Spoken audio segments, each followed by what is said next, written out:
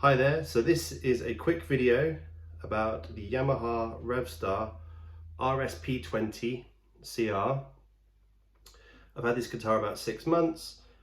I just wanted to talk to you about how I feel about the guitar, why I bought it, the differences between this and the RS820CR as I understand it, a few tones and just my general thoughts on it. So as I say, I had this guitar about 6 months. I bought it to fill a Les Paul type gap in my guitar arsenal after having to sell a PRS. I needed to sell that because my little doggy needed an operation, and rather than buy Les Paul, and I couldn't afford to buy another PRS, I thought this looked right up my street, as it were. I'd seen some musicians on the interwebs playing the Revstar, and I really dug their vibe and what they were doing, so I thought, yeah, I'll go for one of those. In the UK, brand new, I think the list price on the Yamaha website is about £1,800. I think I paid about £1,300 for this, so that's GBP. I think it's great value for money. The build quality is absolutely insane. This binding is perfect. The finish is just wonderful. We've got this this really cool the kind of cafe racer vibe, you know, with the old kind of like motorbikes that they used to kind of do up and spray kind of matte colors and that kind of thing. Go faster stripe. I think what they do there with this guitar is they'll finish it in that shiny finish that you can see there where the stripes are, but they will mask those sections off and then rub the finish back with some Y-wool or something. We got this cool brass scratch plate. I'm keen to see how that's going to age. So yeah, the main thing about this guitar for me is that it's so versatile.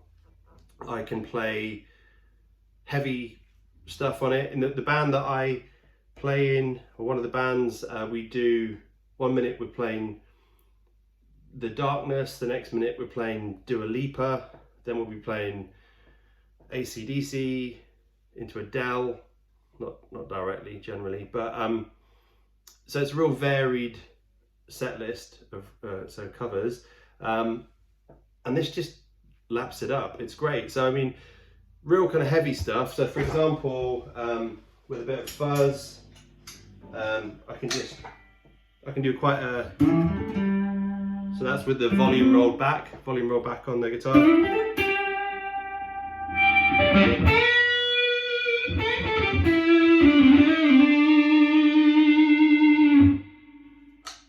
Probably a bit loud. Let's turn it down a touch.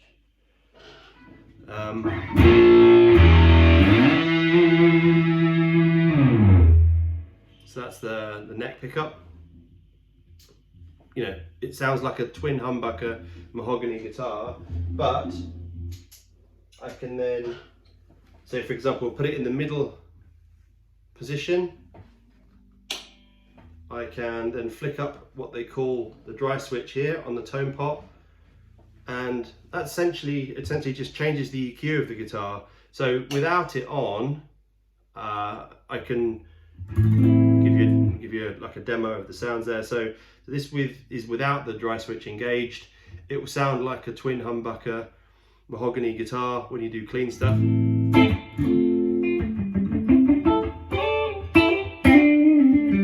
Which I find a bit too much, not percussive enough, just a bit too boomy for kind of funkier stuff.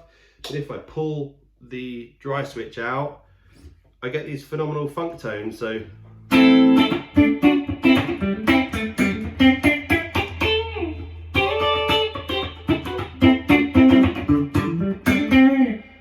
there's a much more top end, less bass.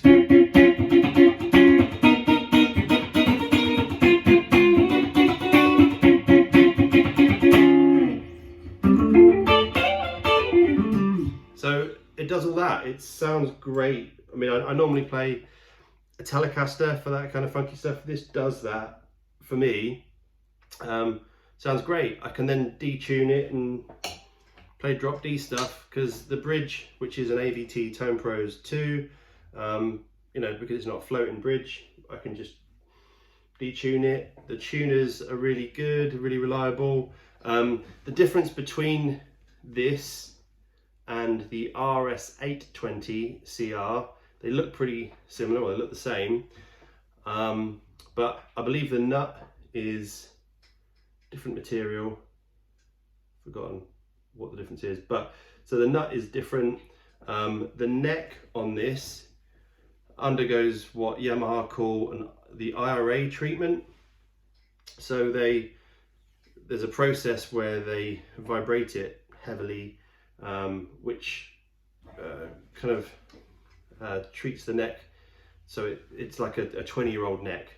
It kind of speeds up that process of an aging neck. So it's not a visual thing, it's more of a tone thing. So it's not like, you know, like a lot of manufacturers will these days roast their necks to reduce moisture. This is more of a you know, it's a different process for a slightly different thing. Pickups, Alnico 5s, Yamaha's own. I didn't like them to start with, but I didn't really give it. It wasn't until I gigged with it that I realised just how versatile it is. Yeah, I love it. It's a great guitar. If you are in the market for one, you're thinking of one, just pull the trigger. They're great guitars, and I think they're underrated. Looks cool, doesn't it?